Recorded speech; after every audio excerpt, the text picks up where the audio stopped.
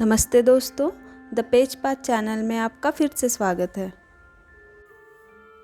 आज की book summary the alchemist एक प्रेरणादायक और दार्शनिक कहानी है जो जीवन के उद्देश्य, सपनों, आत्मखोज और व्यक्तिगत विकास के विषयों को छूती है।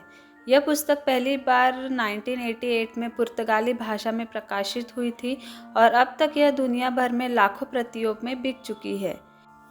इस उपन्यास की कहानी एक युवा चरवाहे सैंटियागो की यात्रा के इर्द गिर्द घूमती है, जो अपने व्यक्तिगत सपना को पूरा करने के लिए साहसिक यात्रा पर निकलता है।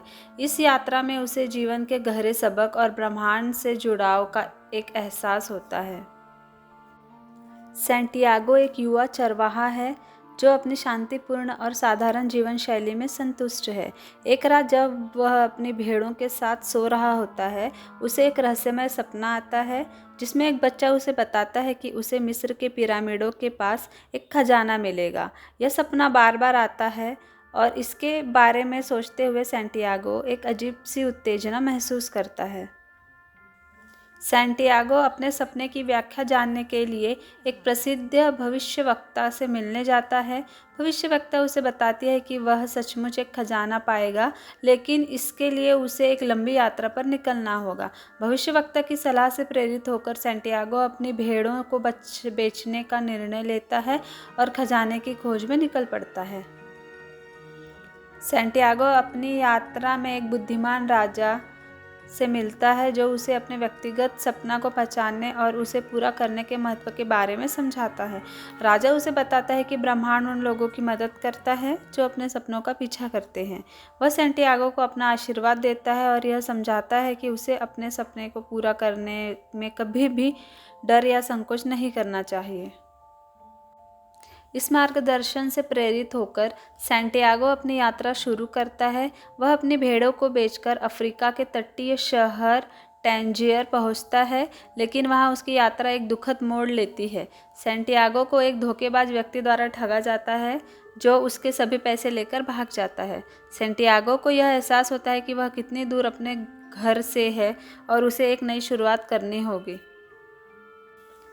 सैंटियागो अब टैंजियर में अकेला और बिना किसी पैसे के रह जाता है, लेकिन वह हार नहीं मानता। उसे एक क्रिस्टल व्यापारी की दुकान पर काम मिल जाता है। इस व्यापारी की दुकान में क्रिस्टल के सामान बिकते हैं, लेकिन व्यापारी व्यापार को आगे बढ़ाने में रुचि नहीं रखता है। सैंटियागो उसे सुझाव देता है कि वह अपनी दुकान के सामने क्रिस्टल दिखाकर और चाय पानी का इंतजाम करके ग्राहकों को आकर्षित कर सकता है। व्यापारी पहले संकोच करता है, लेकिन अंत में वह सैंटियागो के सुझाव को अपनाता है। सैंटियागो और व्यापारी मिलकर दुकान को एक नया रूप देते हैं और व्यापार बढ़ने लगता है। इस अनुभव से सैंटियागो यह सीखता है कि यदि कोई अपने सपनों को पूरा करना चाहता है तो उसे डर से पार पाना होगा और जोखिम उठाने होंगे। यह घटना यह भी दिखाती है कि अपने सपनों को साकार करने के लिए मेहनत और नवाचार ज़रूरी होते हैं। अंततः सैंटियागो एक विशाल रेगिस्तान में स्थित एक ओएसिस तक पहुंचता है। यहाँ वह एक खूबसूरत लड़की फातिमा से मिलता है और उससे प्यार करने लगता है। सैंटियागो का दिल उसके प्यार में बंध जाता है, लेकिन उसे एक कठिन विकल्प का सामना करना पड़ता है। क्या वह फातिमा के पास रहकर अपने प्रेम को साकार करेगा या अपने खजाने की तलाश को जारी रखेगा? फातिमा, जो स्वयं अपने प्रेम को समझती है, सैंटियागो को यह समझाती है कि सच्चा प्यार किसी को रोकता नहीं है, बल्कि दूसरों को उनके सपनों के पीछा जाने के लिए प्रेरित करता है। वह सैंटियागो से कहती है कि अगर वह अपनी यात्रा जारी रखता है तो वह उसे वापस पा सकेगा। इस प्रकार फातिमा ने सैंटियागो को अपने व्यक्तिगत लक्ष्य को पूरा करने के लिए प्रेरित किया है, उसे यात्रा जारी रखने का हौसला दिया है।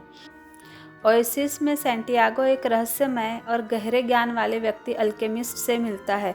अल्केमिस्ट जो जीवन के गहरे रहस्यों को समझता है, सैंटियागो को एक महत्वपूर्ण शिक्षा देता है। वह बताता है कि खजाना केवल एक भौतिक वस्तु नहीं है, बल्कि यह जीवन की सच्ची समझ, आत्मज्ञान और ब्रह्मांड से एक गहरे जुड़ाव का प्रतीक है। अल्केमिस्ट सैंटियागो को यह समझाता है कि प्रत्येक व्यक्ति को अपने आत्म के भीतर सच का पता लगाना होता है और उसे अपने दिल की सुननी होती है। वह यह भी बताता है कि ब्रह्मांड की शक्ति उन लोगों की मदद करती है जो अपने सपनों का पालन करते हैं। यात्रा के दौरान सैंटियागो समझता है कि दुनिया का हर तत्व, आकाश, धरती, हवा और आग एक दूसरे से जुड़ा होता है और इस जुड़ाव को समझना ही असली ज्ञान है। आखिरकार सैंटियागो पिरामिडों तक पहुंचता है, जहां वह खजाने की तलाश करता है, लेकिन उसे वहां कुछ लुटेरे द्वारा आक्रमण का सामना करना पड़ता है, जो उसे खजाना ढूंढने के लिए मजबूर करते हैं। इस बीच सैंटियागो को एक महत्वपूर्ण एहसास होता है। वह समझता है कि खजाना वही है जो उसने यात्रा के दौरान सीखा है। आत्मा की वास्तविक समझ, जीवन के उद्देश्य की खोज और ब्रह्मांड से जुड़ाव। वह वापस स्पेन लौटता है और उसी स्थान पर जहां उसने पहले सपना देखा था, एक पुराने चर्च के पास स्थित सकायमोर के पेड़ के नीचे खुदाई करता है, जहां उसे सचमुच खजाना मिलता है, सोने और बहुमूल्य रत्नों के रूप में। लेकिन इससे भी अधिक महत्वपूर्ण यह है कि उसने जो जीवन की समझ और आत्मज्ञान प्राप्त किया है, वही असली खजाना है। सैंटियागो अपनी यात्रा पर लौटकर फातिमा से मिलता है और दोनों का प्यार साकार होता है। लेकिन सैंटियागो अब जानता है कि खजाना केवल भौतिक संपत्ति नहीं है। जीवन का असली खजाना अपने सपनों का पालन करना, आत्मज्ञान प्राप्त करने और ब्रह्मांड से जुड़ने में है। इस प्रकार उसकी यात्रा समाप्त होती है, लेकिन उसकी आत्मा की यात्रा और आत्मखोज का रास्ता अभी जारी रहता है। ये कहानी जीवन के महत्वपूर्ण सबक और गहरी आध्यात्मिक शिक्षाएं भी प्रदान करता है। यह उपन्यास हमें यह सिखाता है कि सच्चा खजाना जीवन में अपने सपनों का पालन करने, आत्मज्ञान प्राप्त करने और ब्रह्मांड से जुड़ने में है।